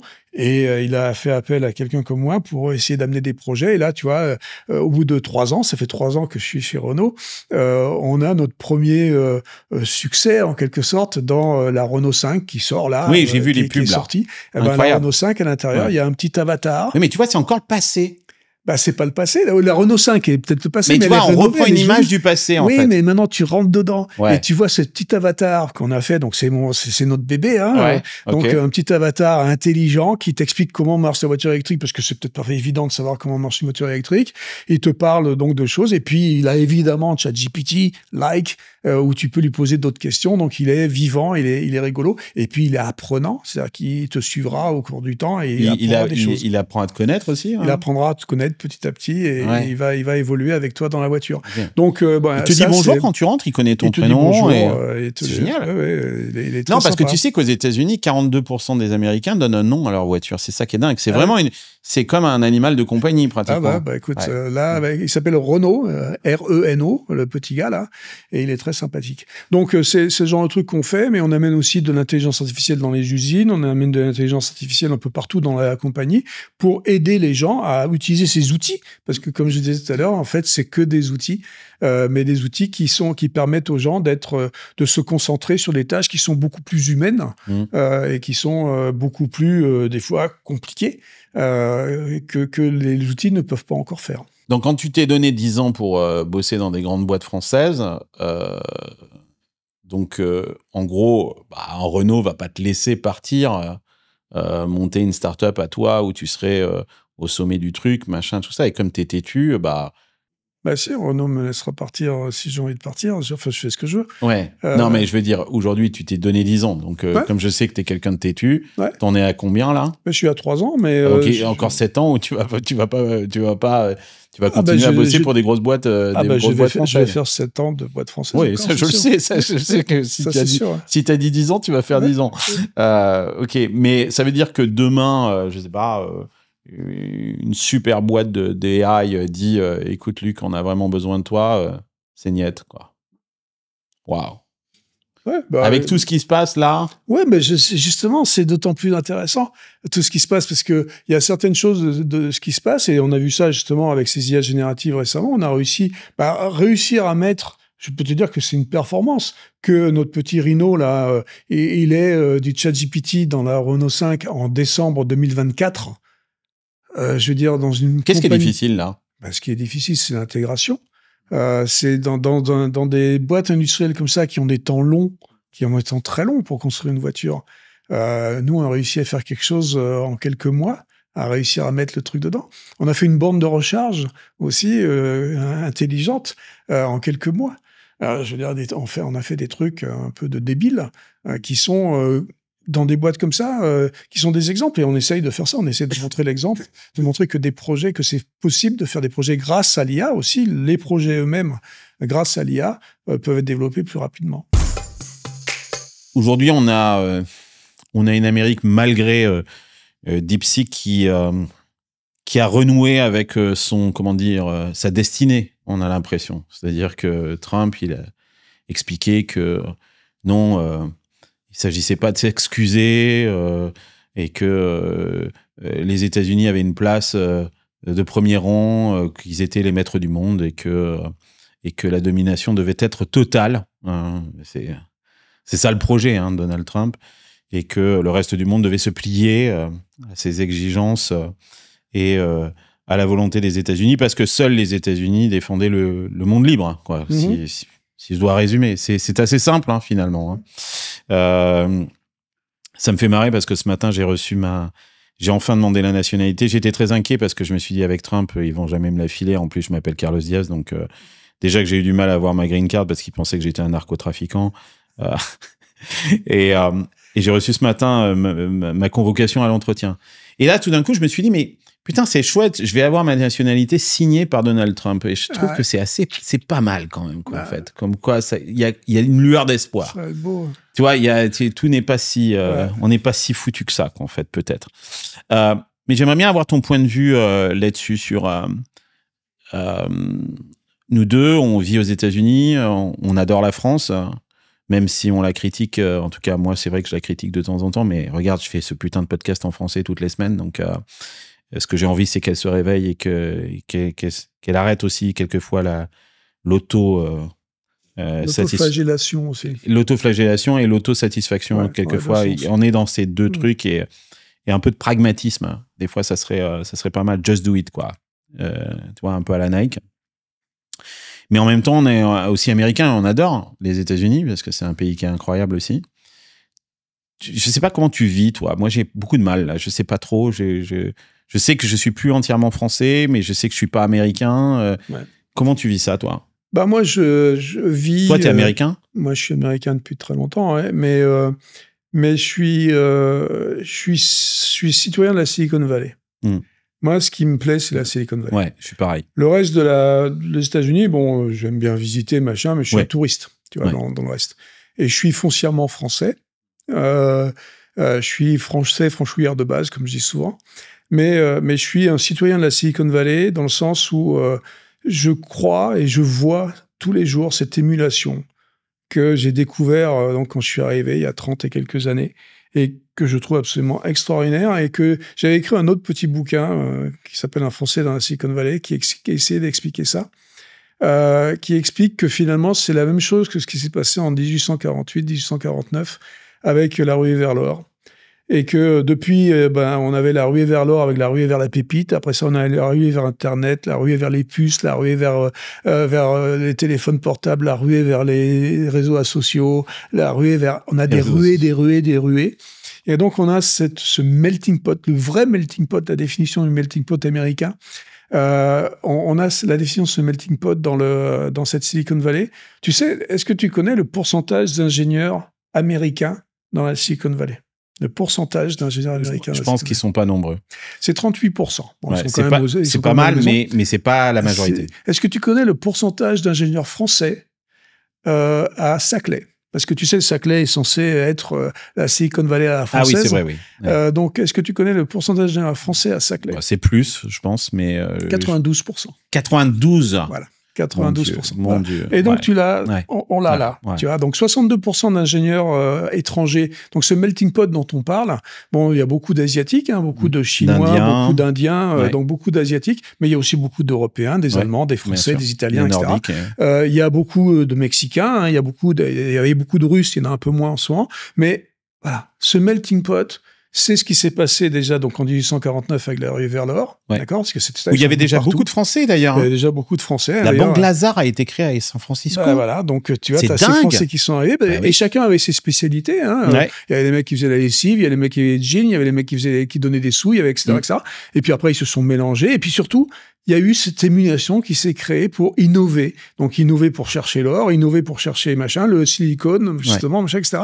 Et donc, tu vois, après, dans chacune de ces phases, c'est à chaque fois ces gens qui viennent de partout, qui sont, qui viennent chercher la fortune. C'est la réalité, d'accord? Mais qui, en cherchant la fortune, viennent se taper les uns contre les autres parce qu'ils regardent les choses avec des prismes différents, des cultures différentes. On parle encore de culture.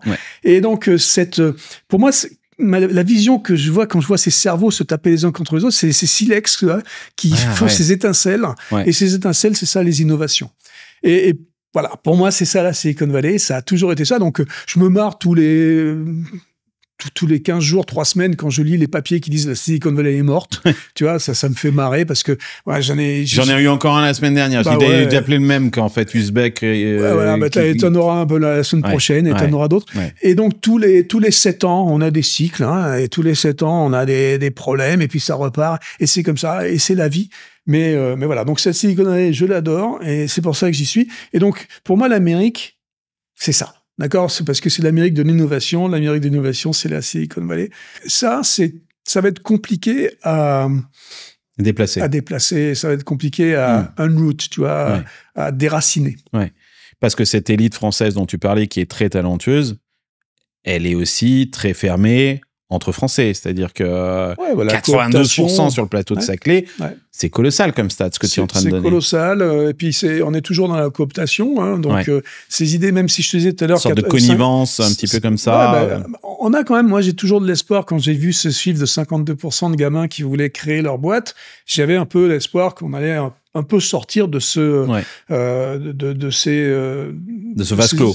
Ouais, donc on verra. Ouais. Mais il faut laisser un peu de temps. On a dit, ça fait 10 ans depuis 2013, donc bon, il faut laisser peut-être encore un peu de temps. Je sais pas, mais Et donc cette Silicon Valley, ce melting pot ce culturel, cette concentration au kilomètre carré d'intelligence au sens français du terme, parce que c'est ça qui moi me frappe, quoi. C'est-à-dire que la qualité des conversations qu'on peut avoir avec des gens lambda dans la Silicon Valley, cette ouverture d'esprit, parce qu'il y a effectivement cette confrontation permanente à des cultures différentes et à des points de vue différents. Et aujourd'hui, on vit dans une bulle très progressiste aussi. La Silicon Valley, c'est un peu moins aujourd'hui, mais de moins en moins. Il y a un Trump qui arrive. Tu vis ça comment, toi, en tant qu'Américain ? Bon, je pense que foncièrement, ça va pas changer grand-chose. Ouais. D'accord, donc parce que les Français oublient que c'est un pays fédéral. Ouais. Donc les États, finalement, dans ton État, il se passe pas grand-chose. Hein. Donc il se passe pas grand-chose. Là, il va se passer peut-être un tout petit peu plus parce qu'on a vu quand même un peu de dérive. Hein, donc avec l'histoire de Zuckerberg qui fait allégeance, même des Tim Cook qui sont, qui sont les plus progressistes et qui sont peut-être un peu obligés pour le business de faire allégeance aussi. Donc, bon, foncièrement, c'est que 4 ans. Hein, il faut se dire ça aussi, peut-être, hein, sauf s'il fait un coup d'État, ce qui est toujours une possibilité, puisqu'il a dit qu'il voulait faire devenir dictateur, Trump. Donc, mais bref. Non, il n'a pas dit ça. Il a dit qu'il avait quand même certaine admiration pour certains... peut-être que ce serait une possibilité qui reste. Moi, j'y crois pas du tout. J'y crois pas non plus du tout. Non, mais parce que c'est un discours qu'on entend beaucoup en France. Connaissant un petit peu la société américaine et ce besoin viscéral de décentralisme, c'est-à-dire de liberté, de choses comme ça. Non, mais évidemment que ça n'arrivera pas. Donc, du coup, on n'a que 4 ans. Ou alors, c'est la guerre civile. Je pense que ça va aller. On va avoir quelques trucs qui vont être un peu bizarres. On va avoir... tu sais très bien qu'on a la réglementation, la régulation n'existe pas. Hein, on n'a pas de régulation aux États-Unis, elle est très très faible. Il y a un peu de régulation plutôt dans les côtés des médicaments et trucs comme ça. Là, on a de la régulation. Dans la tech, on n'a pratiquement pas de régulation. La dernière fois qu'il y a quelque chose qui a été régulé, c'était en 1984. D'accord, c'est quand il y a la dérégulation des télécoms. En 95, il devait y avoir Microsoft qui devait se faire exploser la tête, ça n'a pas existé. Et là, on après, nous promet ça Google, après Google, ça va être Meta, ça va être machin. Bon, ça n'arrive pas, d'accord, et ça n'arrivera pas. Donc, ça va bien se passer. Nous, ça va aller. Dans la vallée, on va continuer à innover, on va continuer à faire des trucs. Donc, on va avoir une guerre commerciale avec les Chinois. Il va y avoir une sorte de chasse aux sorcières des Chinois dans la vallée, peut-être. Ça, c'est possible. Il y a déjà un tout petit peu. On voit... Et des progressistes aussi, hein. Ouais, mais on voit quand même... quand on parle de DeepSeek, là, et on ne sait pas exactement d'où ça sort, peut-être que, tu vois, il y a des trucs un peu pompés quand même. Ouais. Donc, bon, il va y avoir des petits problèmes comme ça. On rentre dans une guerre froide, tu crois, avec la Chine, là, avec... je pense la séquence d'événements entre Stargate, DeepSeek... Elle est digne de Brejnev. Hein, ouais, c'est vrai qu'ils sont sortis au bon moment, quoi, on va dire. Je sais pas. Je sais pas. Ce qui est possible, c'est qu'on ait un désamour entre les deux gros. Ça, je pense que c'est possible. J'ai fait un papier il y a pas longtemps où j'ai essayé d'expliquer, parce que j'en avais marre d'entendre en France un peu un discours moralisateur sur les Américains, parce que je pense que c'est très difficile de comprendre les Américains. Moi, ça m'a pris 10 ans à me déconstruire en tant que Français, et j'ai l'impression de connaître et de comprendre un tout petit peu mieux les États-Unis et les Américains depuis très peu de temps, finalement. Expliquer aux Européens, et je pense que c'est très important dans leur stratégie, notamment technologique, que les Américains sont des alliés, mais ne sont pas des amis. Et que dans notre culture plutôt catholique, on a du mal à faire la distinction entre alliés et amis. Et bien évidemment, comme on considère les Américains comme nos amis, quand ils font quelque chose qui ne respecte pas notre code de valeurs, on prend ça comme une trahison, alors qu'eux, pas du tout. Et ça n'en fait pas non plus des ennemis. Eux, ils disent on est alliés, mais ça ne veut pas dire qu'on partage les mêmes valeurs et qu'on a les mêmes intérêts. C'est intéressant ce que tu dis, parce que effectivement, il y a une chose, moi, qui m'avait marqué tout à fait au début, quand je suis arrivé, pour les premières semaines.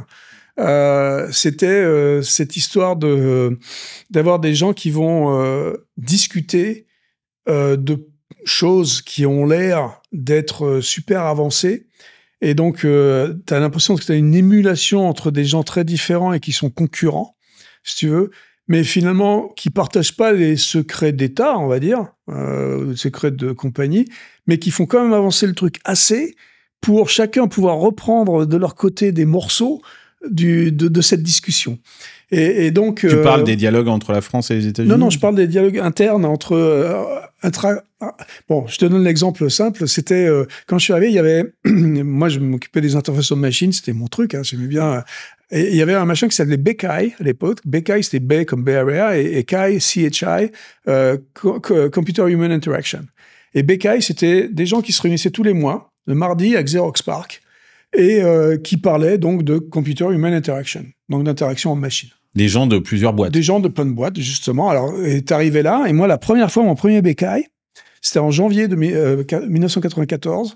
J'arrive dans le truc, et je vois là, tous les mecs que j'avais cités dans ma thèse, ils sont là. Ils sont là, et ils discutent. Ils sont chez Xerox, chez SRI, chez Apple, chez machin, chez truc, chez Microsoft. Ils sont dans toutes les boîtes concurrentes. Il y a un sujet qui est pris à chaque fois, le mardi, et ils parlent de ce sujet.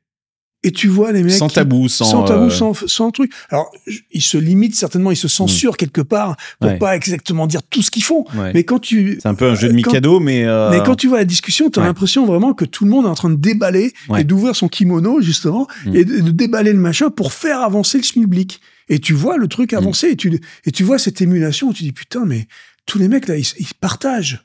Ils partagent. Tu vois. Et puis après, comme je te dis, ils repartent chacun de leur côté pour ce partage. Pour faire mieux que l'autre, pour revenir à la prochaine réunion en disant ouais, ben tu te rappelles ce qu'on a dit la dernière fois. Et moi, j'ai fait mieux que ça. Ouais. Et donc, c'est ça qui manque. Et c'est super. C'est ça qui nous parce manque. Que cette discussion. Et moi, j'étais parti de France parce que ma chef du CNRS m'avait dit un jour, tu arrêtes de collaborer avec l'autre labo du CNRS.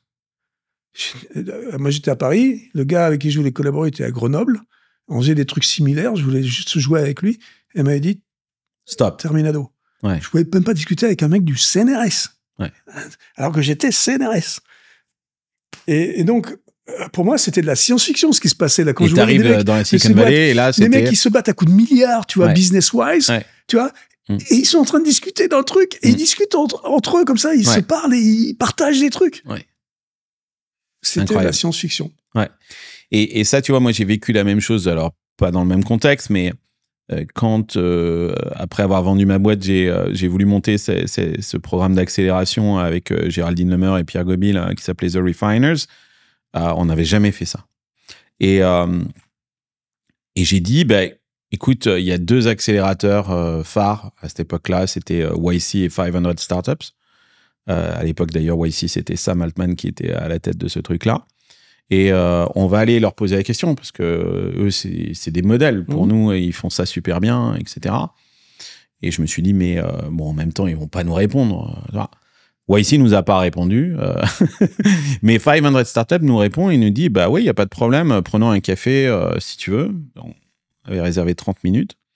Et on est arrivé et ils nous disent mais ok, mais qu'est-ce que vous voulez savoir? Écoutez, nous on s'apprête à monter un accélérateur, on l'a jamais fait. Vous avez pignon sur rue, vous faites ça depuis des années, ça marche super bien. Donc qu'est-ce que vous voulez savoir? Tout quoi, on veut tout savoir. Et le meeting qui devait durer 30 minutes a duré 2 heures et ils nous ont tout raconté, tout, le playbook complet, etc., etc. Et à la fin du meeting, je leur dis mais je comprends pas, venant de France. Hein. Vous nous donnez tous vos secrets, c'est incroyable. Et j'ai du mal à comprendre. Ou alors, vous êtes en train de nous leurrer, quoi, nous donner des trucs qu'il ne faut pas faire. Il m'a dit, non, mais tu n'as pas compris, Carlos. On est sur le même marché, tous les deux. OK? Et donc, je ne peux pas décider si tu rentres ou pas sur mon marché. C'est ta décision. Visiblement, tu as décidé de rentrer sur mon marché. Donc, maintenant que tu as décidé de rentrer sur mon marché, j'ai intérêt, pour préserver mon marché, que tu sois bon. Parce que si tu détériores mon marché, et après, on va se tirer la bourre entre nous. Je vais être meilleur que toi, mais je ne peux pas permettre que tu sois mauvais. Il faut que tu sois bon parce que il en va de la salut de notre marché. Mais par contre, je vais être meilleur que toi. Ouais, c'est clair. Et c'est ça. Et ce que tu dis là sur Bécaye. Bécaye. Et je pense qu'il y avait c'est un peu la même mentalité. Ouais, le but du jeu, c'était qu'on fasse grandir un marché, qu'on le crée d'ailleurs. Grandir c'était un domaine particulier pour qu'on soit plein de bons là-dedans et pour que ça crée le marché. En fait, à l'époque, c'était juste pour créer ce marché-là. Ouais. Bon, cette intelligence artificielle, on arrive un petit peu au terme de notre conversation. Elle te fait peur. Il y a des choses qui t'effraient quand même. Tout ce principe open source là, parce qu'on est en train quand même de, on le voit avec DeepSeek, c'est génial, mais on est quand même en train de mettre en open source des trucs qui peuvent être utilisés par des gens qui sont peut-être mal intentionnés. Le marteau, il est en open source. Qu'est-ce que je suis en train de te dire là ? Je suis en train de te dire que tu peux utiliser à bon ou à mauvais escient. Ouais. D'accord ? Donc n'importe quel outil. On n'a pas le choix, c'est ça ? On n'a pas le choix, il faut de toute façon, il va être disponible. De toute façon, il sera disponible. Et s'il n'est pas disponible, quelqu'un ira le chercher. Donc de toute façon, il vaut mieux que ce soit open source, il vaut mieux l'expliquer, il vaut mieux s'éduquer et il vaut mieux réguler. C'est-à-dire qu'il faut que collectivement, une fois qu'on est éduqué sur des choses, et sur les IA en particulier, si on s'éduque un peu tous, tu vois, et on a de raconter des conneries, de se faire peur, etc., on décide qu'il y a des choses qui sont bien, des choses qui sont pas bien, on demande, et des fois le régulateur va lui-même nous éduquer, d'accord ? Et puis on va décider donc collectivement ce qui est bien, ce qui est pas bien, et ce qu'il faut faire, ce qu'il faut pas faire, et donc ça va très bien se passer. Les outils vont petit à petit être classés dans ces diverses catégories. Et on les utilisera comme on peut les utiliser. Et il y aura toujours quelqu'un qui utilisera le truc de la mauvaise façon. Il sera soit rattrapé par la police, soit non, soit par nous. Et puis après, il y a un autre truc qui s'appelle l'éthique. On peut décider ou pas d'utiliser les machins. Donc, ça va rentrer dans le domaine commun. Mais pour ça, le mot-clé, c'est l'éducation. Ouais. Donc, il faut s'éduquer sur les trucs. Il faut pas. C'est pas la peine qu'on devienne tous informaticiens ou data scientists, machin. C'est pas ce que je suis en train de dire. Ouais. Mais il faut juste s'éduquer et s'éduquer d'une manière calme. C'est-à-dire pas rentrer dans l'hystérie collective de ça va tous nous tuer, machin, tout ça, c'est Terminator, c'est machin et tout ça. Ou ça va supprimer nos jobs. Ça va supprimer nos jobs. Il faut arrêter les conneries. Ça va pas supprimer nos jobs. Ça va augmenter nos jobs. C'est pour ça que moi, j'ai ma définition de l'IA qui est assez simple. Hein. C'est quand je parle de IA, je parle d'intelligence augmentée. Ouais. Et c'est notre intelligence qui est augmentée par ces outils. D'accord ? Donc, ça n'a rien d'intelligent, hein, les intelligences artificielles, mais elles sont là pour augmenter notre intelligence et pour faire en sorte que dans des tâches particulières, elles vont nous aider à être plus performants et à faire des choses mieux et nous concentrer notre vraie intelligence, la concentrer sur des choses que ces intelligences artificielles ne savent pas encore faire. Ne savent pas encore faire. Neuralink, s'il a pu s'exister... Ouais, Neuralink, je pense que c'est un truc très intéressant. Bon, c'est pas nouveau, encore une fois, là, c'est un truc d'Elon Musk qui l'a over-hypé, hein, donc... Et moi, j'ai l'impression que Musk, c'est un peu comme Intel, c'est Musk Inside. C'est, oui, en fait, il y est pour rien, qu'en fait, mais il a mis un peu de thunes, et puis... Mais ceci dit, il y a des choses très intéressantes dans Neuralink qui vont aider des gens, tu vois. Là, les premières expériences intéressantes, c'est sur la vue. D'accord ? Donc, des morceaux de vue qui vont être récupérés. Donc, ça va être intéressant. Donc, il y a plein de choses qui vont être intéressantes avec le Neuralink, mais c'est pas les seuls. Hein. Il y a beaucoup de labos partout dans le monde qui travaillent sur la même chose depuis longtemps. Donc, c'est bien. Maintenant, un Neuralink qui va être là pour contrer l'intelligence artificielle, hein, comme ça a été présenté au départ. Bon, moi, je suis... Non, là, on est dans la narrative et la science-fiction de Elon Musk. Voilà, et là, c'est là où ça m'intéresse pas et c'est là où ça me fatigue.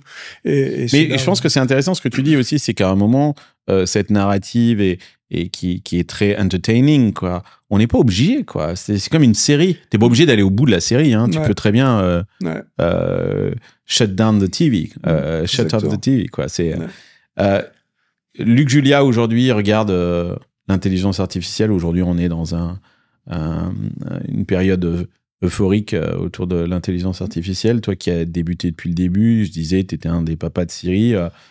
T'es fier des enfants de Siri ? Ouais, Je pense qu'il y a des trucs très intéressants. Je pense que, comme je disais tout à l'heure, là, on est arrivé sur donc, si on reste dans le domaine de Siri, donc le domaine des interfaces on-machine vocales, on arrive maintenant à des interfaces vocales conversationnelles. On parlait de Whisper tout à l'heure. Il y en a qui arrivent là, qui vont être encore plus intéressantes dans les mois, années qui viennent. La prochaine version de Siri va être vraiment conversationnelle. Hein. Apple est toujours Siri est pas mort alors? Non, Siri est pas mort. Il a été remis au centre. On a eu peur d'ailleurs que Siri disparaisse. On a eu peur en 2014, 2015. Siri n'était pas très en forme parce que il y avait Alexa et Google qui les avaient un peu repris. Mais parce que Apple est un peu lent dans ses updates. Mais là, Apple va utiliser les IA génératives correctement dans les prochaines versions de Siri. Ça commence un tout petit peu aujourd'hui. Donc, je pense que c'est intéressant d'avoir un Siri qui est beaucoup plus réactif, beaucoup plus intéressant, parce que, comme j'ai dit, conversationnel, on peut avoir beaucoup plus qu'un seul tour de conversation. Donc ça, c'est chouette. Et je pense que les interfaces vocales vont être intéressantes. Les interfaces...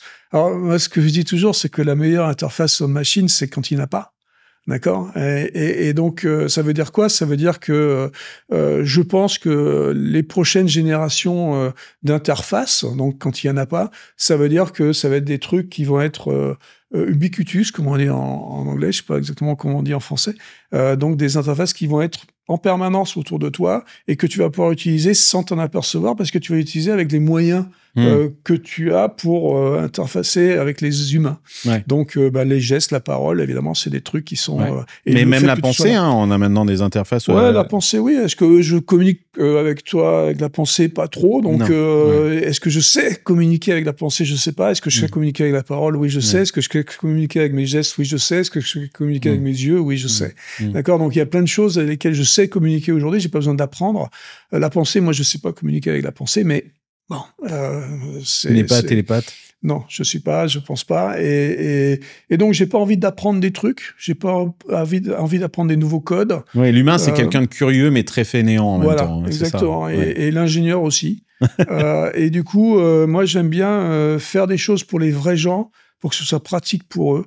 Et pour que ce soit pratique pour eux, il faut qu'il y ait le minimum de friction. De friction, ouais. Et voilà. Et donc, c'est pour ça que les interfaces vocales, les interfaces gestuelles, et ces interfaces ubiquitous, comme je dis, donc juste le fait d'être là, tu vois, quelque part. En permanence. Où tu as envie de quelque chose, tu as besoin de quelque chose. Il y a le contexte, il y a plein de choses qui font que il peut se passer des choses autour de toi. Et c'est pour ça que mes deux amours, en fait, c'est l'intelligence artificielle, on en a beaucoup parlé. Mon deuxième amour, c'est les objets connectés. Pour moi, c'est la même chose. Hein. Ouais. Et j'ai 219 objets connectés à la maison. Presque, mais toujours moins que de chemises. Moins que de chemises, tout à fait. T'en as combien de chemises? 250 à peu près.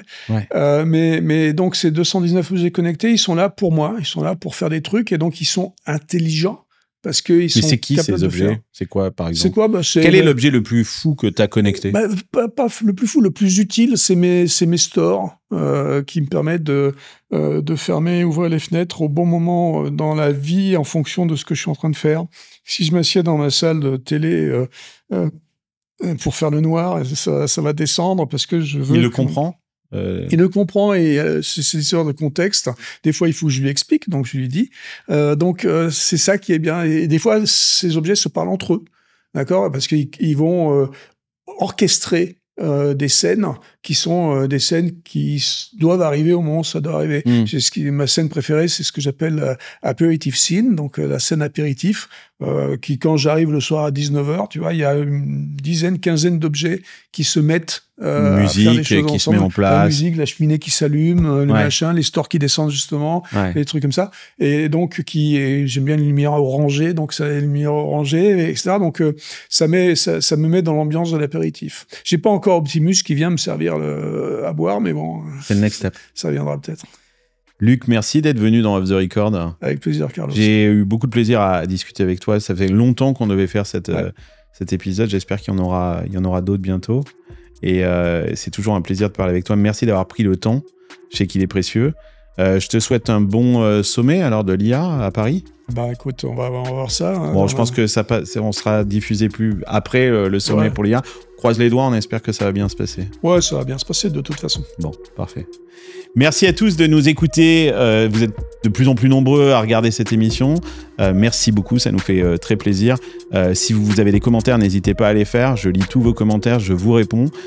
Donc, si vous avez des questions, n'hésitez pas à les écrire en bas là dans les commentaires de cette vidéo sur YouTube. Je vous donne rendez-vous très bientôt pour un prochain épisode de Off the Record. Bye bye.